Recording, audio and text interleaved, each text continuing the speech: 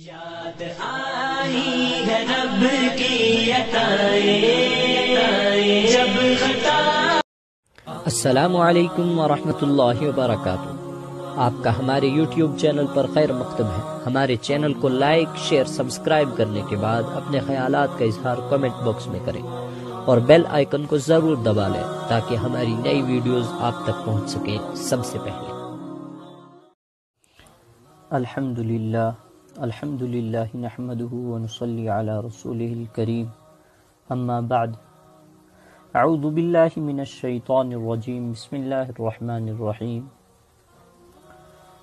قل ان الذین کفروا وظلموا لم یکن اللہ لیغفر لهم ولا لیہدیہم طریقا، صدق اللہ العلی العظیم وصدق رسولہ النبی الکریم، نحن علی ذلک من الشاہدین والشاکرین والحمد للہ رب العالمین۔ سامعین کرام، ایک بار پھر آپ حضرات کے سامنے حاضر خدمت ہوا، جس کا واحد ایک ہی مقصد و مطلب ہے کہ آج ہم اور آپ میں سے کوئی بھی آدمی اس چیز سے نا واقف، نا آشنا نہیں ہوگا کہ آج جو صورتحال ہمارے کشمیر کے اندر یا تمام مسلمانوں کے اوپر جو صورتحال آئی ہیں، ان حالات کے آنے کے بعد ہمیں کیا کرنا چاہیے۔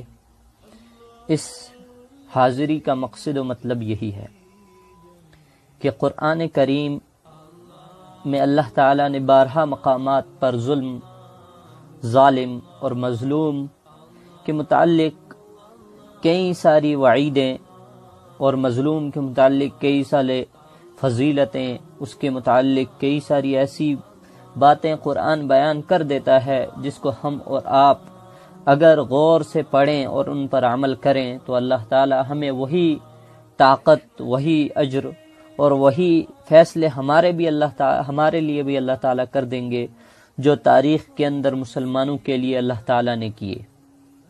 آپ اور ہم غور کریں کہ ہم اور آپ میں سے جو بھی مسلمان ہیں، ہم اگر مسلمان ہیں تو اس کا واحد جو مقصد بنتا ہے کہ ہم اللہ تعالیٰ کے حکموں کے اوپر عمل کریں اور جناب محمد رسول اللہ صلی اللہ علیہ وسلم کے بتائے ہوئے راستے اور طریقے پر چلیں۔ سامعین کرام، تاریخ اٹھا کر ہم جب دیکھتے ہیں تو مسلمان ہر موقع اور ہر وقت جب بھی ظلم کا شکار ہوا ہے، جب بھی اس کے اوپر ظلم و ستم کیا گیا، تو مسلمانوں کے پاس نہ کوئی ہتھیار تھے، نہ کوئی ٹیکنالوجی اور نہ کوئی اور ایسے وسائل تھے جن سے مسلمان مقابلہ کر سکتے، مگر اگر ہتھیار کے نام پر کچھ تھا مسلمانوں کے پاس تو وہ تھی اللہ تعالیٰ کی مدد۔ ہم اور آپ دیکھیں کہ ہم اور آپ اللہ کے نبی صلی اللہ علیہ وسلم کا کلمہ پڑھتے ہیں، ان کو اپنا رسول، ان کا اپنا رہبر مانتے ہیں، تبھی ہم مسلمان ہیں۔ تو ہم اپنے رسول کی تاریخ، ان کی سیرت کو پڑھیں تو ایک واقعہ ہمارے سامنے آتا ہے، وہ آتا ہے جنگ بدر کا واقعہ، کہ مسلمانوں کی کتنی تعداد تھی کہ 313، یا غالباً کچھ زیادہ یا غالباً کچھ کم، مگر مسلمانوں کے پاس ہتھیار جو تھا وہ اللہ تعالیٰ کی مدد تھی، اللہ تعالیٰ سے مانگنا تھا۔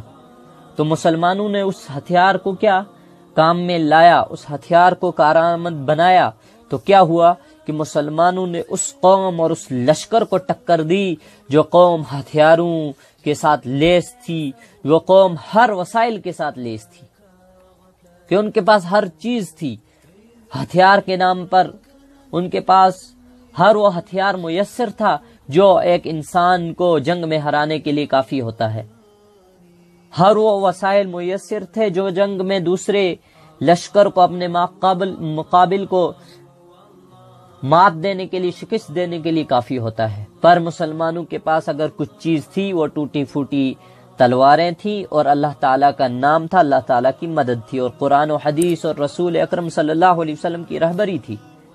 تو مسلمانوں نے اس چیز کو اپنایا، اس چیز کو عمل میں لایا، تو مسلمانوں کو کیا حاصل ہوا وہ ہم اور آپ بخوبی جانتے ہیں کہ ان مسلمانوں نے 313 کی تعداد، جن کے پاس نہ گھوڑے تھے، نہ اونٹ تھے سواری کے لیے، نہ تلواریں تھیں، نہ کوئی ایک بڑی تعداد میں لشکر تھا، تو انہوں نے جب اللہ کا نام لیا، اللہ سے مدد طلب کی، اللہ تعالیٰ کی جو رسول صلی اللہ علیہ وسلم کی تعلیمات تھی ان کو عمل میں لایا، تو ان مسلمانوں نے ایک اتنے بڑے لشکر، لاکھوں کروڑوں کی تعداد میں، جن کے پاس ہر قسم کے وسائل موجود تھے، ہر قسم کے ہتھیار موجود تھے، ان کو کیا دی؟ شکست دی۔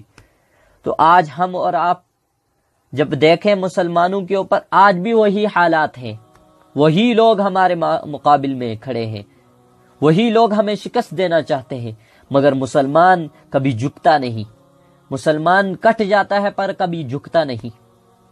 تو ہمیں اسی تعلیمات کو جو نبی اکرم صلی اللہ علیہ وسلم نے ہمیں سکھلائی ہے اس کو عمل میں لانا ہے، کہ آج ہم اور آپ دیکھیں کہ کس قدر مسلمانوں کو ڈرایا جا رہا ہے، دھمکایا جا رہا ہے، تاکہ کیا ہو جائیں؟ مسلمان جھک جائیں۔ اگر آج ہم جھک گئے، آج ہم ایک نہ ہوئے، آج ہم نے وہی اپنے حالات، وہی اپنے اعمال، وہی اپنی نافرمانیاں اگر جاری رکھی، تو آنے والی نسلیں پڑھیں گی تاریخ میں جو کہ مسلمان شاید نہ ہوں گی، ہماری اس عمل کی وجہ سے، ہماری اس بے دینی کی وجہ سے، بددینی کی وجہ سے جو مسلمان نہ ہوں گی، وہ تاریخ میں پڑھیں گی کہ مسلمانوں کے ہاتھ کیا آیا۔ جب اللہ نے مسلمانوں نے اللہ کی مدد کو چھوڑ دیا، اللہ تعالیٰ سے مدد نہ مانگی، تو مسلمانوں کو حاصل کیا ہوا؟ وہ ہماری آنے والی نسلیں پڑھیں گی۔ تو سامعین کرام، آج جو حالات آ رہے ہیں، قرآن اس کے متعلق ہمیں یہی سکھلاتا ہے کہ جب تمہارے اوپر ایسے حالات آئیں تو تم کیا کرو؟ اللہ تعالیٰ کی رسی کو تھامے رکھو، اللہ کے نبی صلی اللہ علیہ وسلم کے طریقہ کار کو اپنے عمل میں لاؤ، ان کی سنتوں کے اوپر عمل کرو۔ وہ کیا سنتیں ہیں؟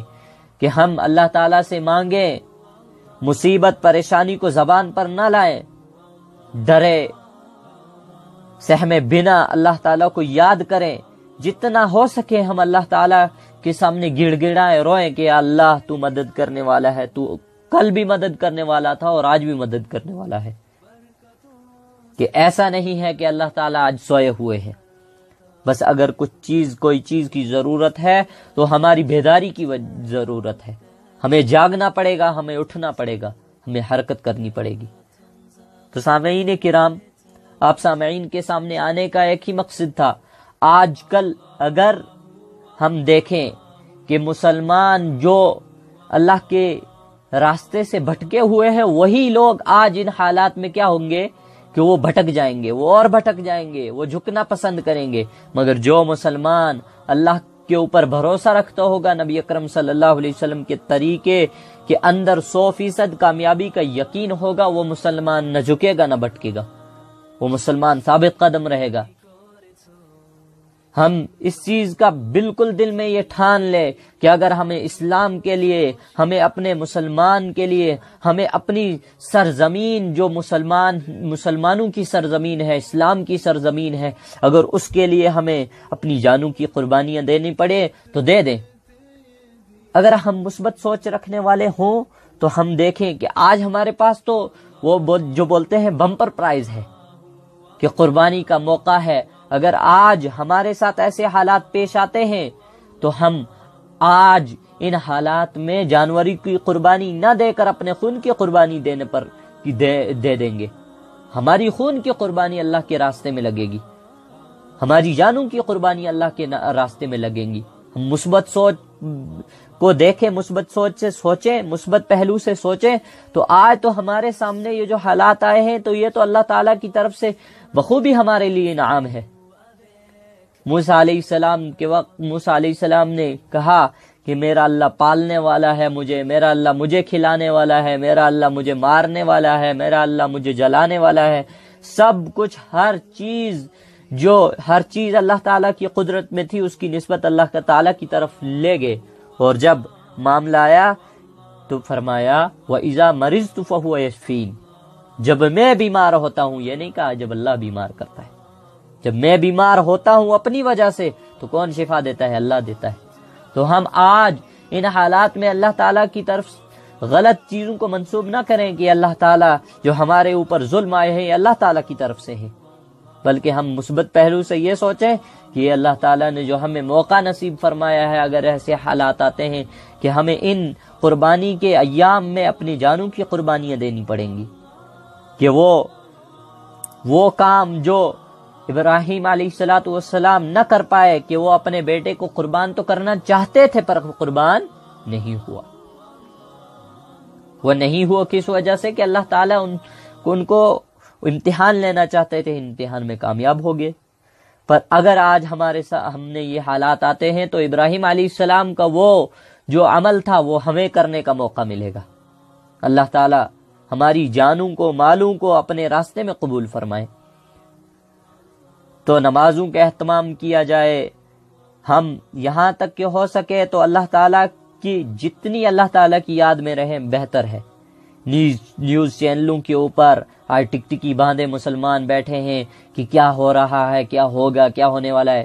آخر بتائیں، اگر ہمارے اوپر یہ حالات خدا نخواستہ آ گئے تو کیا یہ نیوز چینلیں، نیوز جو تھی، یہ خبریں، یہ اخبار ہمارے کام آئیں گے؟ اللہ تعالیٰ کی یاد، اللہ تعالیٰ کی مدد ہمارے کام آئے گی؟ کیا کام آئے گی؟ آخر ہم سوچیں۔ یہ جو افراط تفریط کا آج یہ جو موقع ہے، یہ افراط و تفریط آج جو مسلمانوں کے اندر پھیلائی جا رہی ہے کہ مسلمان ٹوٹ جائیں، مسلمان کیا ہو جائیں، کہ مسلمان جھک جائیں، یہ مسلمانوں کو توڑنے اور مسلمانوں کو یہ جو ہے بزدل بنانے کی کوشش کی جا رہی ہے۔ ہم ڈرے سہمے بنا اللہ تعالیٰ کے ساتھ یقین کو قائم رکھیں، اللہ تعالیٰ کی مدد کے اوپر ہم بھروسہ رکھیں، اللہ کے نبی صلی اللہ علیہ وسلم کے طریقوں کے اوپر 100% کامیابی کا یقین ہم رکھیں، تبھی جا کر ہم کیا ہوں گے کہ ہم بھی تاریخ میں ایک چیز ہمارے متعلق بھی رقم ہوگی کہ ایک مسلمان جو ہتھیار کے بنا تھے، جن کے پاس کچھ نہیں تھا، لاچاری اور محکومی کی حالت میں، مظلومی کی حالت میں انہوں نے کیا کیا؟ اللہ تعالیٰ کی رسی کو تھامے رکھا، تو اللہ تعالیٰ نے کیا عطا کیا؟ کہ آج بھی وہی اللہ ہیں، وہی اللہ تعالیٰ کے فیصلے ہیں، وہی اللہ تعالیٰ کی مدد ہے۔ بس اگر ہمیں ضرورت ہے تو ہماری بیداری کی ضرورت ہے۔ سامعین کرام، انہی باتوں کے اوپر عمل کریں، انہی باتوں کے متعلق عمل کیا جائے تو اللہ تعالیٰ شاید ہمارے لیے مناسب فیصلے کریں گے۔ اگر اس کے برعکس ہم ٹوٹ گئے، جھک گئے، تو اللہ تعالیٰ یہاں تو ہم مظلومی کی حالت میں ہمیں جو حاصل ہوگا وہ تو ہوگا ہی، اللہ تعالیٰ کے سامنے بھی کل ہم جو ہے اپنی چہروں کو اٹھانے کے قابل نہیں رہیں گے۔ تو بنا ڈرے، بنا سہمے اللہ تعالیٰ کی یاد میں لگے رہیں، نمازوں کا اہتمام کریں، ہم اپنے جو ہمارے روزمرہ کے اعمال ہیں، نماز وغیرہ، ذکر و اذکار، ان چیزوں کو ہم کرتے رہیں، بالکل ڈریں سہمے بنا۔ اور خاص کہ یہ جو جتنا ہم کسی چیز کو سنیں گے، دیکھیں گے، ان خبروں کو، ان دھوکے باز اور جھوٹی میڈیا کو سنیں گے، تو اتنا ہی ہمارے دل کے اندر وہم پیدا ہوگا، ڈر پیدا ہوگا۔ ان چیزوں کو نہ سوچیں، نہ دیکھیں۔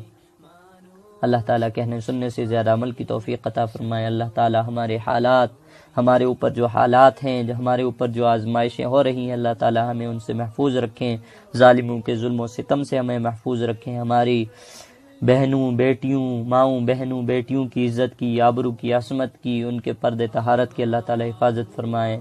ہمارے نوجوان کو آج اللہ تعالیٰ ایمان پر ثابت قدمی نصیب فرمائے۔